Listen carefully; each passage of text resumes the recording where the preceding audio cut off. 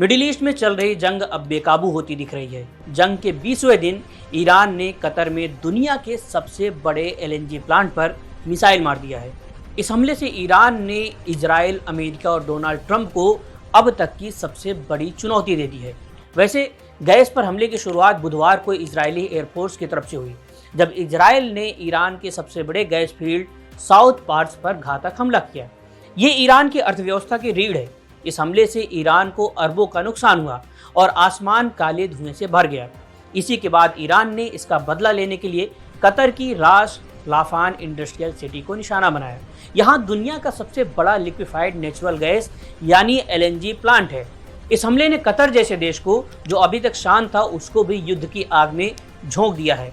Iran का ये हमला छोटा मोटा हमला नहीं है, ये दुनिया के सबसे बड़े एलएनजी प्लांट पर हमला हुआ है। यही वजह है कि कतर पर हुए इस हमले ने व्हाइट हाउस को हिला कर रख दिया है।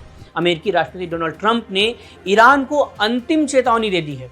ट्रंप ने कहा कि यदि ईरान ने कतर पर दोबारा हमला किया तो अमेरिका जवाबी कार्रवाई करेगा और पूरे क्षेत्र को उड़ा देगा।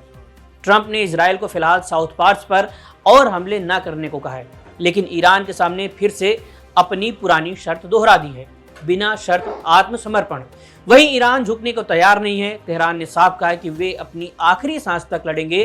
ट्रंप की नो निगोशिएशन पॉलिसी ने ईरान को कोने में धकेल दिया है, जिससे परमाणु युद्ध का खतरा और बढ़ गया है। तो ये थी अभी की सबसे बड़ी खबर। अब इसके साथ युद्ध के 5 सबसे बड़े ताजा अपडेट भी जान लीजिए। नंबर 1, कतर का कड़ा रुख। कतर ने एलएनजी प्लांट के हमले के बाद उसने अपने यहाँ तैनात ईरानी दूतावास के सैन्य अधिकारी को तुरंत देश छोड़ने का आदेश दे दिया है। दूसरी खबर है, ईरान ने सऊदी अरब की राजधानी रियाद पर बैलिस्टिक मिसाइल से बड़ा हमला किया था, जिसके बाद सऊदी के विदेश मंत्री प्रिंस फैजल बिन फरहान ने कहा कि अगर ईरान ये मानता है कि खाड़ी देश जवाब देने में सक्षम नहीं है तो ये उसकी बड़ी भूल है। हमारा अब ईरान पर भरोसा पूरी तरह टूट चुका है। मौजूदा हालात में हम तेहरान को साझेदार नहीं मान सकते हैं। तीसरा बड़ा अपडेट है, ईयू यानी यूरोपीय यूनियन ने ईरान को हॉर्मुज़ स्ट्रेट खोलने और इंफ्रास्ट्रक्चर पर हमले रोकने को कहा है। इसके अलावा इजराइल ने दावा किया है कि उसने ईरान समर्थित इमाम हुसैन डिवीजन के नए कमांडर को भी ढेर कर दिया है। और पांचवा बड़ा अपडेट है कि फ्रांस के राष्ट्रपति इमैनुअल मैक्रोन ने दोनों पक्षों से पानी और ऊर्जा ठिकानों को निशाना न बनाने की अपील की है। तो ये है युद्ध के सबसे बड़े 5 बड़े अपडेट। आपको क्या लगता है, क्या ट्रंप की धमकी ईरान को रोक पाएगी, या कतर पर हुआ ये हमला सच में एक विश्व युद्ध की शुरुआत है? अपनी राय हमें कमेंट बॉक्स में जरूर बताएं। हमारी नज़र इस महायुद्ध के हर पल पर बनी हुई है।